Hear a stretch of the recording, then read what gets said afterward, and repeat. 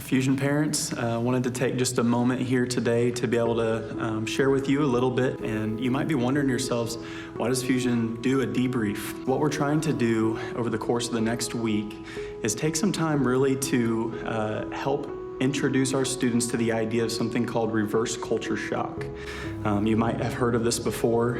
Folks who work in the military, missionaries, people who have worked around the world and then come back to their home culture regularly experience this. You might have also heard it called as re-entry stress. But really what the idea is as people take a long journey away from their home culture, people who work cross-culturally, interculturally, they come home and they begin to experience a kind of shock, similar to how you go to another culture and you experience culture shock for the first time. You're seeing new cultures, new foods, you're hearing a new language. Our students, as they come back, are experiencing that in the reverse.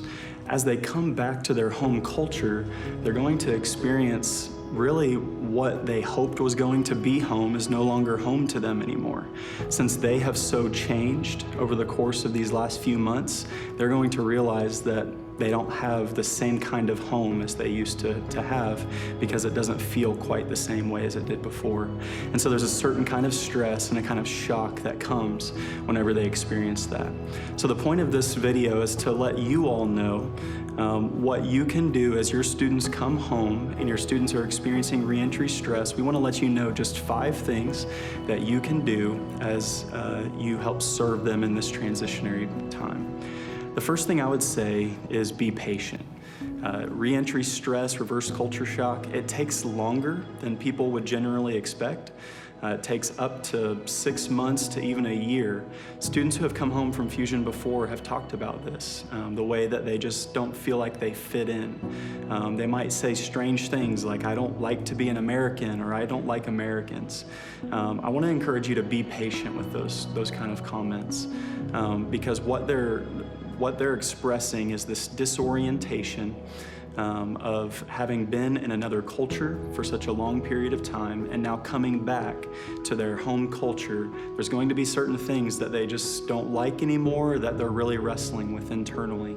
And so I just encourage you to be patient with them as they come home. The second thing I would say is listen. As they come back, they're going to have all sorts of different kind of stories. Many of them are going to be ready to turn the world upside down.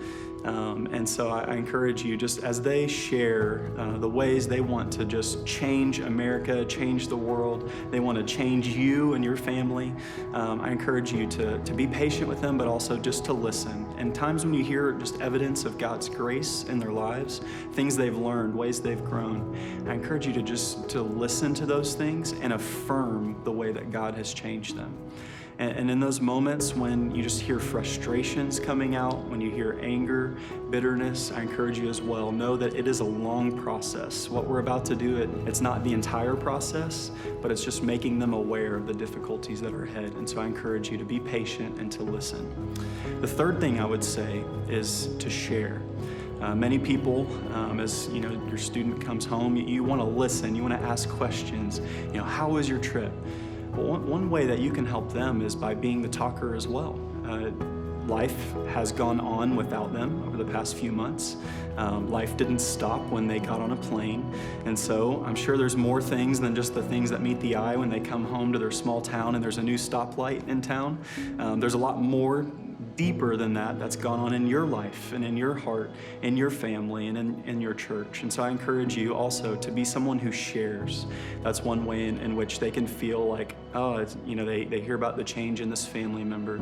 They see this change in their hometown. If they can hear it from you first, it helps a lot so that they're not so disoriented when they come home. The fourth thing I would say is to be intentional. Some ways you can be intentional with them. Of course, listening is a very intentional act. I would also say you can just do things like, hey, I want to take you out for a walk. Let's go to dinner because I just want to hear more about what you experienced overseas. You can just gather a group of friends around, intentionally gather them so that they can hear a presentation from your student. Just do something intentional that communicates to your student, hey, we want to know ways you've changed, we want to know ways you've grown, and we want to be involved in this transition for you. The last and final thing I would say is to connect. Connect your students. If he or she is struggling to return, then I would say connect them to maybe their Fusion advocate. Maybe it's connecting them to a Fusion staff member. But even better, connect them to a lifelong friend.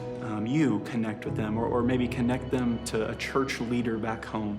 You really want them to connect to someone who's safe, someone who will be able to listen to them.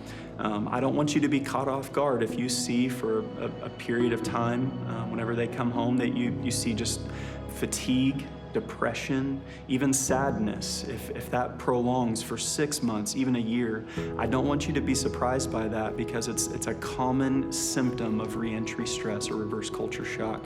And if you see someone being prolonged in isolation or depression, I highly encourage you to connect them to someone like that. We are incredibly excited to be able to spend these final 5 or 6 days with your student, to be able to get them off the plane, to be able to see them face to face, give them a hug. We're incredibly excited to be able to do that. Fusion parents, thank you so much for all that you've done to make the Fusion program successful this year.